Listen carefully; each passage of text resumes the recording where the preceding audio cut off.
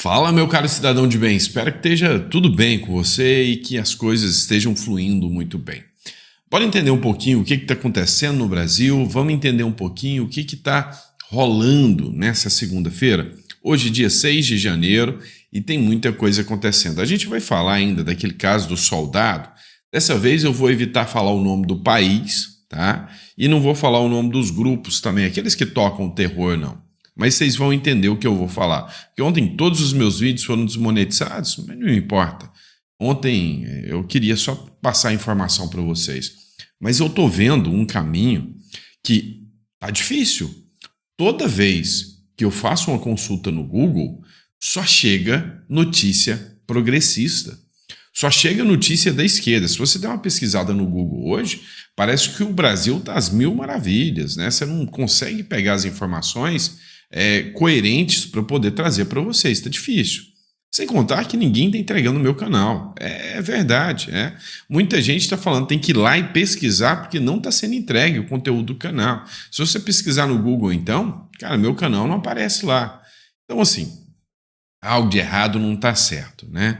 Mas, enfim, a gente vai continuar fazendo nosso trabalho independente do que quer que aconteça. E aí, sobre esse caso desse soldado, desse país, você sabe do que eu estou falando, se você assistiu os editoriais de ontem, uma coisa me chama muita atenção. De onde vazou essa informação para que o soldado deixasse o país e que teria uma ordem de prisão do Brasil?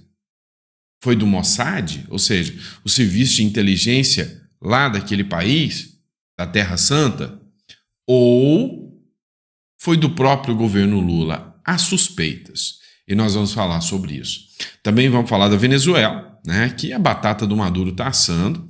O secretário de Segurança norte-americano, o Marco Rubio, que odeia o Maduro, odeia o Lula, odeia o Dias-Canel, odeia o comunismo, deu um recado claro. Vocês querem um banho de sangue? Então, a melhor forma é que o Maduro saia do poder. Porque a única forma do Maduro permanecer no poder é com um banho de sangue. Pois é, chegou a esse nível. E também, né, muitas coisas importantes. A agenda do Trump, né, ameaça a agenda do Lula de sobremaneira. Nós vamos falar com essa matéria da Gazeta do Povo aqui para vocês. Enfim, tem muito conteúdo relevante. Não esqueça de se inscrever, curtir, compartilhar, é uma forma de se ajudar o canal. Isso dá muita força, você não paga nada para se inscrever no canal. E, enfim, bora de matéria. Só não esqueça que ainda está disponível para você os Segredos Milionários dos Leilões. Estou trabalhando, tá? Mas está corrido esses dias para me trazer o livro de investimento para vocês, tá bom? Bora começar? Vamos para cima? É o seguinte, vocês estão sabendo, né, que um avião lá da Terra Santa, avião de Israel, acho que eu posso falar a palavra Israel. Um avião de Israel com 124 soldados chegou a Minas Gerais. Lembra, na época de Brumadinho, Israel estendeu a mão ao Brasil. Israel ajudou o Brasil. Isso foi em 27 de janeiro de 2019. Né? Quando nós estávamos no nosso pior momento, Israel veio para ajudar e para tirar as pessoas que estavam soterradas lá em Brumadinho. Lembra disso? Já em janeiro de 2025, com o governo do PT, né, que não consegue reconhecer o quanto Israel é uma nação aliada, soldados israelenses deixam o Brasil após ser alvo da justiça brasileira por supostos crimes, né, de guerra. Mas algo chamou muito atenção e muita atenção minha mesmo nesse sentido, e eu quero saber se vocês concordam ou não comigo. E aí eu falei para vocês, olha só, um parlamentar israelense soltou uma nota com ameaças ao Brasil. O serviço secreto gravou um vídeo sobre o Brasil. Serviço internacional, o próprio governo israelense soltou uma nota contra o Brasil. Né? A embaixada soltou uma nota contra o Brasil, enfim. Eles não gostaram nem um pouquinho disso. Essa publicação é da Fernanda Loubeck, só para dar os créditos aqui, tá bom? Mas uma coisa me chamou muita atenção. Quem liberou a informação para esse soldado para ele dar pé? Agora você imagina se esse soldado realmente fosse preso no Brasil. Você já pensou o tamanho da bodega que seria Se esse cara tivesse sido preso aqui no Brasil, para pensar comigo. O Lula está preparando, né, a festinha do 8 de janeiro. Né? O Lula quer comemorar mais uma vez os poderes que o evento do 8 de janeiro deu ao Lula e ao próprio Supremo Tribunal Federal. Então, tudo, né, estaria preparado para que o 8 de janeiro seja mais um evento que vai gastar muito dinheiro público, rememorável. Aí, de repente, já causou uma confusão. Todo mundo só fala desse caso, né, do militar de Israel. Né? Se desmonetizar, que se dane. Vai lá. E aí, de repente, o cara recebe informação privilegiada de que tinha uma ordem. A matéria do Metrópolis foi muito clara. Alguém ligou para informar, ligou daqui do Brasil, para informar que tinha ordem de prisão e para o soldado dar pé, vazar. Imagina, né, porque foi uma decisão de uma juíza. Imagina se esse cara fosse preso aqui. Você acha como que seria, né? Ou você acha que é conversa de botequim da que o Brasil faz com o Maduro? Imagina se um soldado, um herói de guerra israelense, fosse preso aqui no Brasil nesse momento. Rapaz, nada no mundo ia falar de outra coisa, não é?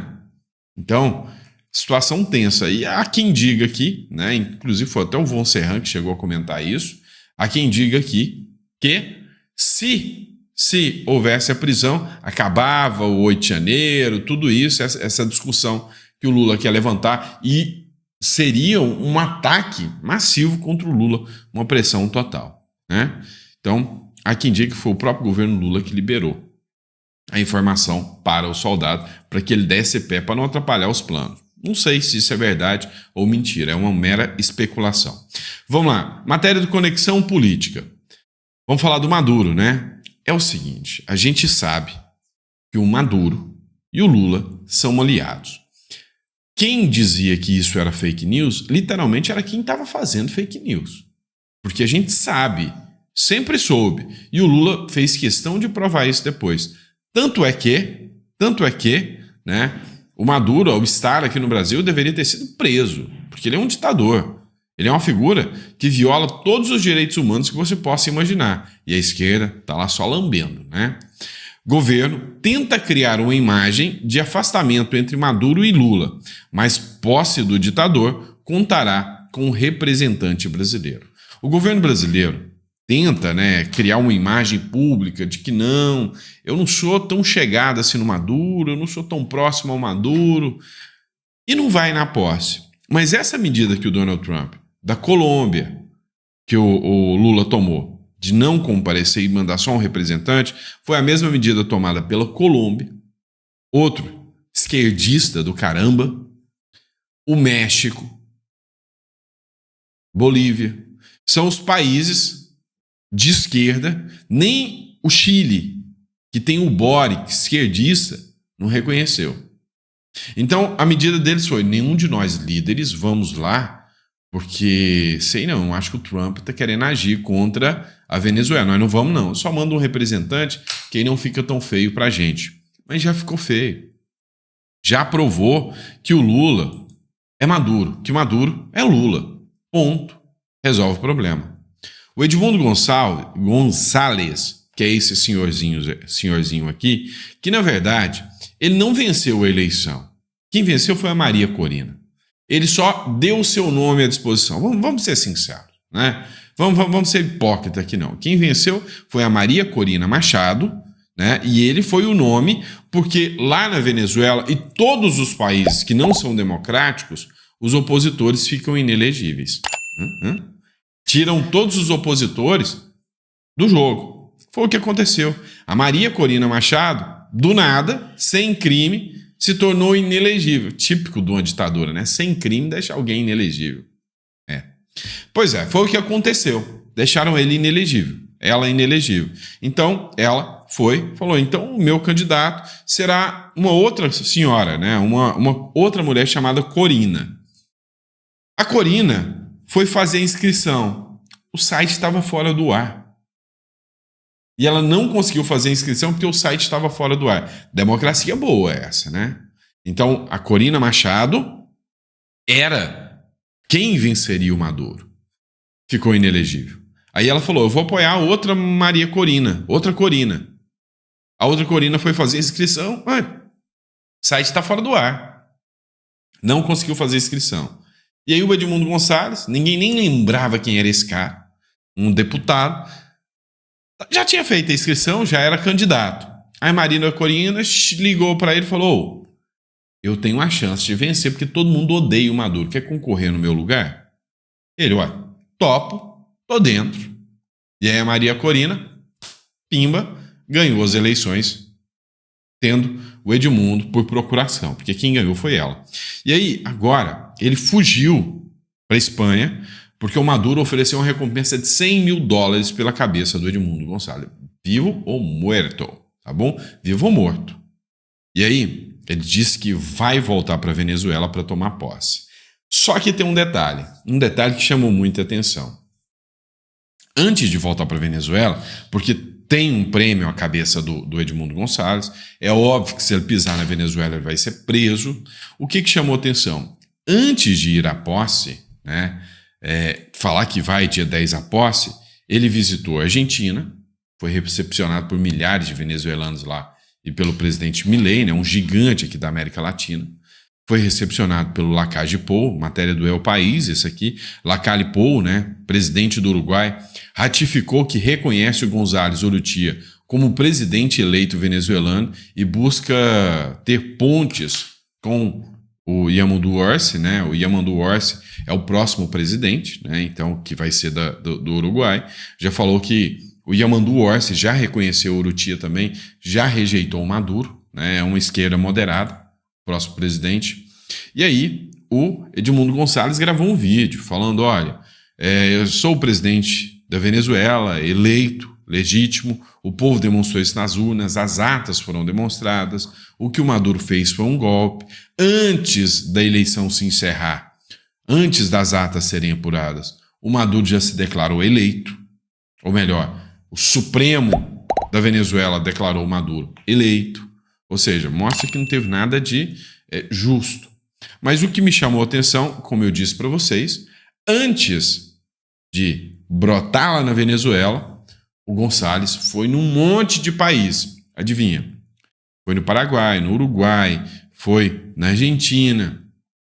Brotou no Brasil? Não. O que ele ia fazer aqui no Brasil se ele sabe que o Lula é apoiador do Maduro? Teve até audiência pública na Câmara dos Deputados aqui do Brasil. Mas o Lula, em momento algum, reconheceu, né, que o Maduro é um ditador. Só que me chamou a atenção um ponto. Os Estados Unidos. O último lugar que o Edmundo Gonçalves foi nos Estados Unidos. Matéria do Space Liberdade. Agora, Edmundo Gonçalves acaba de chegar nos Estados Unidos, de onde partirá para Caracas, na Venezuela, no dia 10. Há quem diga que serão aviões oficiais dos Estados Unidos que poderão levar o Edmundo Gonçalves, né? Há quem diga isso. E aí, nós temos alguns pontos aqui. Tá, o que você acha? O Edmundo Gonçalves, ao ir para os Estados Unidos, Argentina, será que ele não buscou apoio? E todos esses países reconheceram oficialmente o Edmundo Gonçalves como vencedor. Por outro lado, nenhum país da Left People aqui reconheceu o Maduro oficialmente. Todos covardes. O Lula, por exemplo, não teve coragem de falar, não, eu reconheço o Maduro como presidente eleito. Não, vou mandar um representante. Mas falar, não reconheceu. Então, para todos os países, quem reconheceu o Edmundo Gonçalves. Quem não reconheceu ninguém, nem Gonçalves nem Maduro. Então, se o Gonçalves pisa na Venezuela e o Maduro faz qualquer coisa contra o Gonçalves, é um golpe de Estado contra o presidente eleito, na visão dos países que reconheceram. E aí, poderá haver alguma ação internacional? Pois é, há quem diga que sim. Esse aqui, para quem não conhece, é o Marco Rubio, né? O Marco Rubio, ele se pronunciou. E no pronunciamento dele, ele falou para a Guarda Bolivariana. Falou o seguinte: olha, deixa eu contar uma coisinha para vocês. Maduro só fica mediante banho de sangue. Só mediante banho de sangue. Então, prestem atenção no que eu vou explicar para vocês. Deixem Urrutia ou Edmundo Gonçalves tomar posse. Senão, o povo da Venezuela vai para a rua. E se vocês começarem a massacrar, e se tiver um banho de sangue, igual o Maduro prometeu que se alguém tentar tirar ele do poder, vai ter um banho de sangue. E o Lula, ó, caladinho. O Rubio falou aqui, olha, se tiver um banho de sangue na Venezuela, outros países vão agir. Há uma grave violação dos direitos humanos ali. Então, o que tem alguns analistas falando? Seguinte, Urrutia ou Gonçalves vai à Venezuela. Chegando na Venezuela, o Maduro pode atentar contra ele. A ideia é que ele chegue e fique em um lugar isolado, escondido, né? Mas o Maduro vai tentar atentar contra ele. E aí, eles apostam que o povo venezuelano vai para as ruas. E se o povo venezuelano for para as ruas, vai ter derramamento de sangue. Tendo derramamento de sangue, haverá uma comoção. E aí, neste caso, a soberania da Venezuela será afastada. Assim como aconteceu no Iraque, assim como aconteceu em outros lugares. Aí pode acontecer uma ação mais contundente dos Estados Unidos. E, enfim, o povo vai para a rua. Matéria da Jovem Pan News. Oposição convocou protestos para a véspera da posse de Maduro. Não é protesto, é guerra civil. Tá? Ninguém convocou protesto.